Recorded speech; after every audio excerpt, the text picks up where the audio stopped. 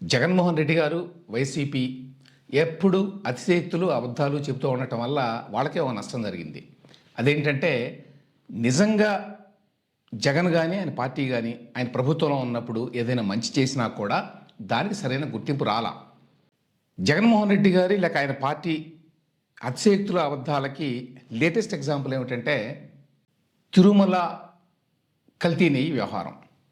ఆ వ్యవహారంలో సిబిఐ మాకు క్లీన్ చిట్ ఇచ్చేసిందని చెప్పుకుంటున్నారు వాళ్ళు. కల్తీ జరిగింది, 250 కోట్ల రూపాయల ఫ్రాడ్ జరిగింది. అంతేకాదు 36 మందిని ముద్దాయిలుగా కేసు కూడా ఫైల్ చేశారు. అయినా సరే మాకు క్లీన్ చిట్ ఇచ్చారని చెప్పుకుంటున్నారు. దానివల్ల జరిగిన నష్టం ఏంటంటే జగన్మోహన్ రెడ్డి గారి హయాంలో ల్యాండ్ రీసర్వేకి సంబంధించి ఒక మంచి పని చేశారు.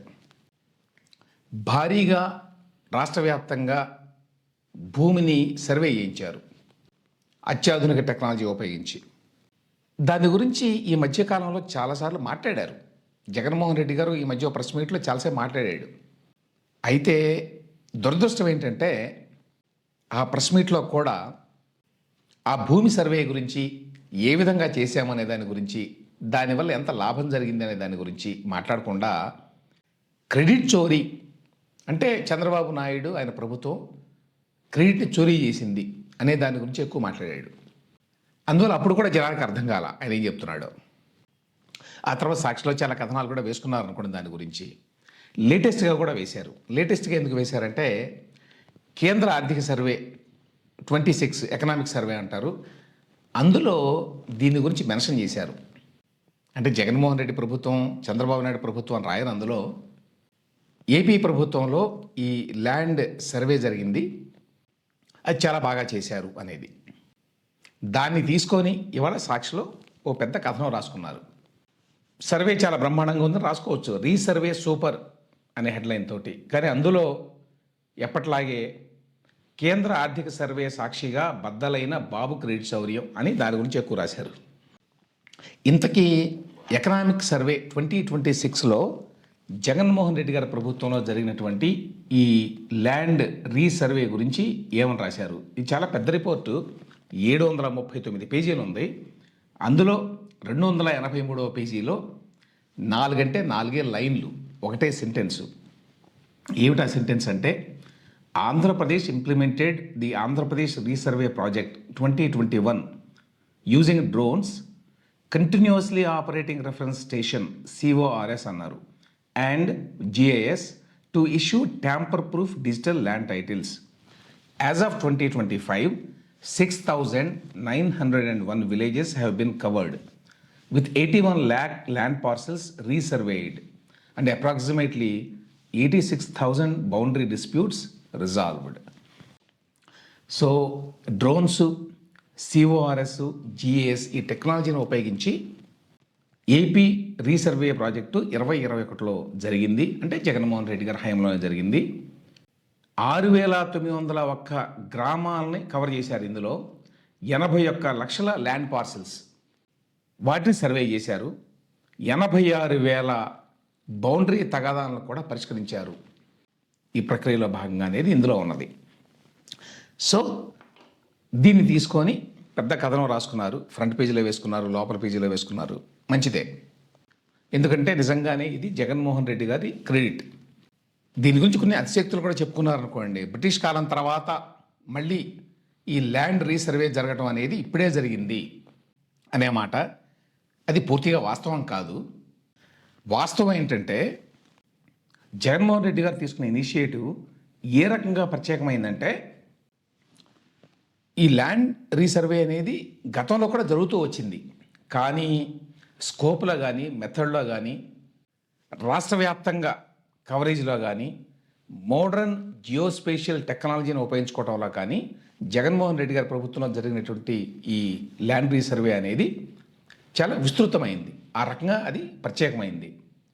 ఎస్పెషల్లీ దాని స్కేలు, దాని కాంప్రహెన్సివ్నెస్, వాటి దృష్ట్యా ఇది ప్రత్యేకమైంది. అందుకనే మరి ఎకనామిక్ సర్వేలో కూడా గుర్తించారు ఈ ల్యాండ్ రీసర్వే అనేది బాగా చేశారు అని. అంతేకాదు ఈ మధ్యకాలంలో దావోస్లో గీతా గోపీనాథ్ అని చెప్పి గతంలో IMFలో పనిచేశారు. International monetary fund. ప్రస్తుతం హార్వర్డ్లో పనిచేస్తున్నారు ప్రొఫెసర్గా. ఆవిడ కూడా ఆవిడ స్పీచ్లో మెన్షన్ చేశారు దీని గురించి. ఏపీలో ఈ ల్యాండ్ రీసర్వే జరిగింది, ఈ టైటిల్స్ అన్నీ కూడా పక్కగా ఇచ్చారు, ఇదొక మంచి పరిణామం అని. భారతదేశంలో ఇది పెద్ద సమస్య కదా, ఓనర్షిప్ ల్యాండ్ టైటిల్ అనేది ఎప్పుడూ కూడా తగాదాలకు కారణం ఇక్కడ.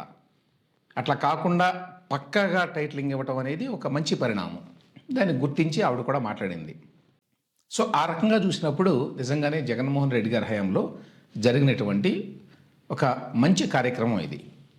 అయితే దీనికి కూడా ఎందుకు మంచి పేరు రాలేదు అంటే, ఇది చేసిన ఆయన చక్కగా దీన్నే చేయొచ్చు కదా.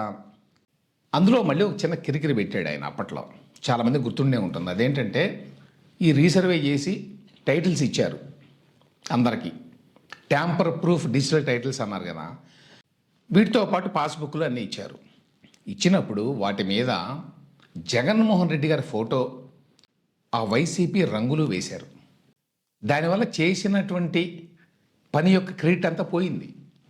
ఎందుకంటే ఎవరో ఆస్తి పత్రాల మీద ప్రభుత్వం వారి రాజముద్ర ఉండొచ్చు, కానీ ప్రభుత్వంలో అప్పుడెవరో ముఖ్యమంత్రి ఉంటే ఆయన ఫోటో, అప్పుడెవరో అధికారంలో ఉంటే ఆ పార్టీ రంగులు ఉండొచ్చా? కొంతమంది మేధావులు దాన్ని సమర్థించారు కూడా లేండి, కానీ సామాన్యులు మాత్రం దాన్ని తీవ్రంగా వ్యతిరేకించారు. కామన్ సెన్స్ ఉన్న ఎవరైనా వ్యతిరేకిస్తారు. ఒక ప్రైవేటు ఆస్తి మీద ప్రభుత్వంలో తాత్కాలికంగా అధికారంలో ఉండే వ్యక్తి యొక్క ఫొటోస్ ఉండటం ఏంటి అని. దానివల్ల ఆయన చేసిన మంచి పని అంతా కూడా మరుగున పడింది. ఆ తింగర పనికి కనుక చేసి ఉండకపోతే యాక్చువల్గా జగన్మోహన్ రెడ్డి గారి హయాంలో జరిగినటువంటి ఆ ల్యాండ్ రీసర్వే అనేది చాలా మంచి కార్యక్రమం. అదొక్కటే కాదు, జగన్మోహన్ రెడ్డి గారు చేసిన వంకర పని. మొత్తం సర్వే చేసిన తర్వాత ఆ సరిహద్దు నిర్ణయించడానికి రాళ్లు పాతారు. అందుకోసం గ్రానైట్ రాళ్ళను కొన్నారు. కొని వాటి మీద పేరు ఏమి రాశారు, వైఎస్ఆర్ జగనన్న శాశ్వత భూ హక్కు భూరక్షణ. శాశ్వత భూ హక్కు భూరక్షణ అని రాయాలి. ఎవరిదో ప్రాపర్టీ, ఆ ఇద్దరు ప్రాపర్టీల మధ్య సరిహద్దు రాయి, ఆ సరిహద్దు రాయి మీద వైఎస్ఆర్ జగనన్న ఏమిటి? అట్లా రాసిన గ్రానైట్ రాళ్ళని తయారు చేయించడానికి 600 కోట్ల రూపాయలు ఖర్చు పెట్టారట అప్పట్లో. వైఎస్ఆర్కి జగనానికి సంబంధం ఏంటి? ప్రైవేట్ ఆస్తులతోటి, ఫ్యూడల్ ఆలోచన విధానం అన్నమాట. ప్రజల ఆస్తులన్నీ కూడా వాళ్ళవే అన్నట్టు. సో ఈ ప్రభుత్వం వచ్చిన తర్వాత వాటి మీద ఈ వైఎస్ఆర్ జగనన్న శాశ్వత భూ హక్కు అనే అక్షరాలు చెరిపేయడానికి వీళ్ళు 15 కోట్ల రూపాయలు ఖర్చు పెట్టాల్సి వచ్చింది. అదొక అదనపు పని, టైం వేస్ట్ కార్యక్రమం. సో జగన్మోహన్ రెడ్డి గారు నిజంగానే ఈ శాశ్వత భూ హక్కు కల్పించడానికి ఆ సర్వేకి సంబంధించి నిజంగానే గొప్ప కార్యక్రమం చేసినా కూడా అదంతా కూడా ఇదిగో ఈ పనికి మాలిన చర్యల వల్ల డైల్యూట్ అయిపోయింది. పాస్బుక్లు ఇచ్చిన పాస్బుక్లు పనికిరావు, ఎందుకంటే జగన్మోహన్ రెడ్డి గారి ఫొటోస్ ఉన్నాయి. పెట్టిన రాళ్ల మీదేమో వైఎస్ఆర్ జగనన్న శాశ్వత భూ హక్కు అని రాశారు. ఆ విధంగా ప్రోగ్రాం మొత్తం చెడగొట్టారు చేసిన దాన్ని వాళ్లే. అట్లాగే ల్యాండ్ టైటిలింగ్ యాక్ట్కి సంబంధించి కూడా నిజానికి ఇది జగన్మోహన్ రెడ్డి ప్రభుత్వం సొంతగా తీసుకొచ్చింది కాదు. అప్పట్లో కేంద్ర ప్రభుత్వం ఒక డ్రాఫ్ట్ తయారు చేసి ఈ ప్రకారం మీరు కూడా చేయండి అని రాష్ట్రాలకు చెప్పింది. అయితే ఎప్పటిలాగే జగన్మోహన్ రెడ్డి గారు ఆయన ప్రభుత్వం అతి తెలివి ప్రయోగించి దాంట్లో కొన్ని అదనపు నిబంధనలు చేర్చారు. ఎట్లాంటివి?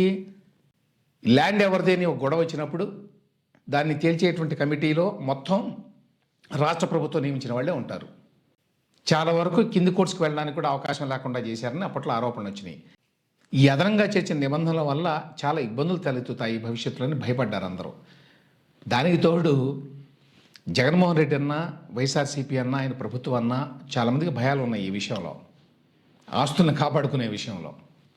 అందువల్ల కూడా దీనికి తీవ్రమైన వ్యతిరేకత వచ్చింది. సో ఆ రకంగా జగన్మోహన్ రెడ్డి గారు కానివ్వండి, ఆయన ప్రభుత్వం కానివ్వండి, ఈ ల్యాండ్ టైటిలింగ్ యాక్ట్కి సంబంధించి, అదేవిధంగా కాంప్రహెన్సివ్ ల్యాండ్ సర్వేకి సంబంధించి మంచి పనులు చేసినప్పటికీ వాటితో పాటుగా చేసినటువంటి కొన్ని అనవసరపు అదనపు అతి తెలివి పనుల వల్ల వాటికి సరైన గుర్తింపు రాకుండా పోయింది. దానికి జగన్మోహన్ రెడ్డి గారు, వైఎస్ఆర్సీపీ వాళ్ళు వాళ్ళనే బ్లేమ్ చేసుకోవాలి.